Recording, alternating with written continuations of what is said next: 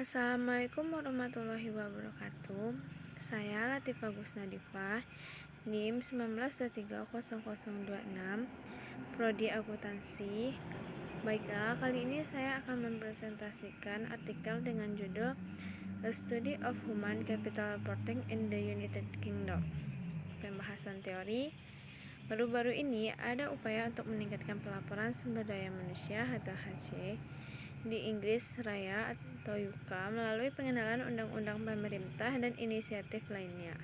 Makalah ini menilai keadaan pelaporan HC saat ini di Inggris dengan menganalisis laporan tahunan dari 100 perusahaan Financial Times Stock Exchange sebelum dan sesudah amandemen yang relevan terhadap Companies Act 2006. Temuan menunjukkan bahwa sebagian besar perusahaan yang dianalisis telah meningkatkan haji mereka pelaporan melalui tugas hukum mereka dan menjauh dari pengungkapan modal intelektual yang lebih luas untuk lebih fokus pada masalah HC.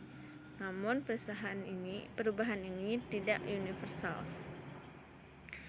Kasus: apakah tingkat pelaporan HC di Inggris meningkat antara 2012 dan 2013 dan 2014-2015? Apakah ada bukti praktik yang baik dalam pelaporan HC oleh perusahaan Inggris? Sampel penelitian ini menganalisis pelaporan tahunan perusahaan FTSE 100 per Desember 2015, khususnya yang segera sebelum amandemen 2013 terhadap UK Companies Act 2006 dan yang diproduksi setelah amandemen. Oleh karena itu, ini dapat berupa laporan yang dihasilkan pada tahun 2012 atau 2013 dan 2014 atau 2015, tergantung di masing-masing akhir tahun perusahaan jatuh. Teknik analisis data. Untuk menganalisis perubahan dalam pelaporan HC, analisis isi, suatu bentuk analisis tekstual, digunakan yang memungkinkan data kualitatif dan kuantitatif ditetapkan ke kategori yang telah ditentukan sebelumnya dan dianalisis untuk mengidentifikasi pola dalam informasi yang dilaporkan.